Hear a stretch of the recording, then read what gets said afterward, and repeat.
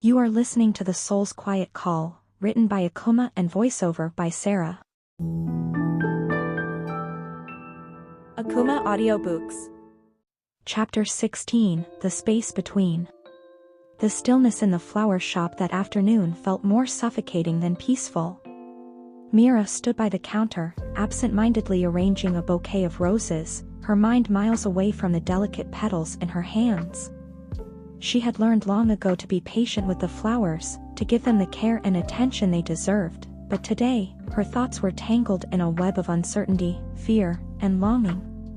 Aarav hadn't come by in days. His absence left a hollow ache in her chest, one that grew with every passing hour. She had tried to reach out, tried to convince herself that she should give him the space he'd asked for, but something in her couldn't accept the silence between them. It wasn't just the distance. It was the feeling that something was slipping away, something she wasn't sure she could hold on to if she let it go. The soft chime of the doorbell broke her from her thoughts, and she looked up to see Aarav standing in the doorway, his eyes shadowed with something she couldn't place. His presence, once a comforting anchor, now felt like an intrusion, as if the space between them had grown too wide to bridge. He stepped inside slowly, his movements hesitant, almost as if he were afraid of disturbing the delicate balance that had been formed between them. "Meera," he said quietly, his voice carrying the weight of an unspoken decision. Meera's heart skipped in her chest. "Aarav," she replied, her voice trembling with a mixture of hope and trepidation. She placed the bouquet of roses down, her fingers brushing the petals, her mind racing. Was he here to explain? To apologize? To tell her what had been weighing on him? "I need to talk to you," he said, his words heavy with meaning. She nodded, but her throat tightened. "Of course. What's going on, Aarav?" He paused, looking as though he were searching for the right words, struggling to speak the truth that had been weighing on him for so long. When he finally spoke, his voice was soft but firm. "I'm going back home," he said, his eyes not meeting hers. The words hung in the air between them like a damning silence, louder than anything else he could have said. Meera's heart dropped, her pulse quickening. She felt a coldness spread through her chest, the weight of his decision sinking in. This wasn't what she had expected. Not this. Not now. "Back home?" she asked, her voice barely above a whisper. "Aarav, what do you mean? Why?" He took a deep breath, running a hand through his hair as though trying to find the strength to explain something he had long buried. "I've been running from my past for too long," he confessed, his voice cracking with the admission.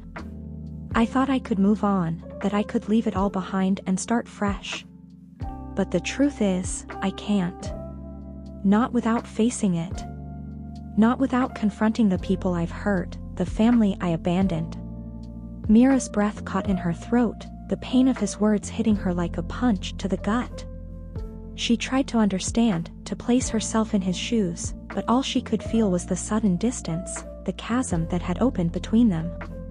"You're leaving?" she asked, her voice barely a whisper. Aarav nodded, his gaze now meeting hers for the first time in what felt like ages. "I have to. For me. For them. I can't keep pretending like it doesn't matter. It's not just about me anymore. I need to make things right. I can't move forward with you, with anyone, until I've done that." Meera stared at him, the words sinking into her like shards of glass. It wasn't the fact that he was going back to his family that hurt the most, it was the realization that, in doing so, he was leaving her behind. That he had made a choice that didn't include her. That the connection they had been building, fragile as it was, had been shattered by his need to fix his past. "Do you think this will make it better?" she asked, her voice breaking. "Going back there, fixing things with them? Do you really think it'll make you whole again?"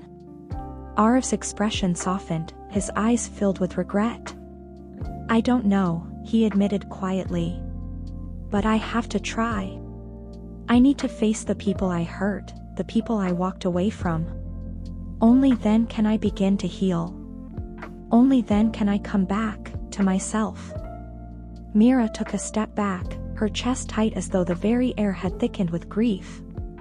And what about us, Aarav? What happens to us? Are we just a casualty of your past? Of your unresolved pain? Aarav's gaze faltered, and for a moment, he seemed lost. I never wanted to hurt you, Meera, he said softly, his voice filled with quiet desperation. But I can't give you what I don't have. I can't be the man you need me to be when I'm not even whole myself. She looked at him, her heart breaking in ways she hadn't thought possible. She had known there were shadows in his past, knew that they had shaped him into the man he was, but this wasn't something she could fix. She had spent so much time trying to read him, trying to understand his heart, but now she saw the truth, she couldn't love him into healing. She couldn't be the one to save him. Aarav, she said, her voice thick with unshed tears, I don't know what to say. I don't know how to make sense of this. Of you. Of us. He stepped closer, reaching out as though to touch her, but he stopped short, the distance between them growing with every passing second. I'm sorry, Meera. I really am. I didn't mean for things to turn out this way. I thought I could handle everything, that we could handle everything, but I was wrong. I need to find closure. I need to face them. Meera swallowed hard, her hands shaking as she tried to hold on to the pieces of herself that were slipping away. She wanted to reach for him, to pull him back into the warmth they had shared, but she knew it wasn't right. She knew that this was something he had to do alone, no matter how much it tore her apart. I understand, she whispered, even though the words felt foreign on her tongue. But I can't be the one to wait for you to come back. I can't live in this space between us, waiting for something that may never come. Aarav closed his eyes, as though the weight of her words had struck him harder than anything else she had said. He opened them again, his gaze raw with emotion, but there was nothing left to say. He reached for the door, but before he left, he paused. Goodbye, Meera, he said quietly, his voice filled with a sadness that mirrored her own. And with that, he was gone. Meera stood there, frozen, the sound of his footsteps echoing in her mind long after he had left.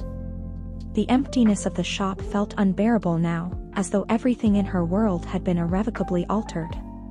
She wanted to cry, to scream, to ask the universe why this had to be so hard, why love always seemed to come with such a high cost. But instead, she stood still, feeling the weight of the silence in the space between them. It was only then that she understood. The distance between them had never been just physical. It had always been a distance of the heart, one that neither of them had known how to bridge. And now, it stretched wider than ever before. As the door closed behind Aarav, Meera realized that sometimes, the hardest part wasn't letting go. It was accepting that some things, no matter how much you wanted them, were never meant to be. And in the quiet aftermath, she finally understood the true meaning of space, not just the physical distance between two people, but the emotional chasm that could form when hearts were not ready to heal. This was the space between them. And it was as vast and as lonely as the world itself. Akumah Audiobooks. Refer to the channel playlist for a better experience and close your eyes to let your imagination run wild. Subscribe.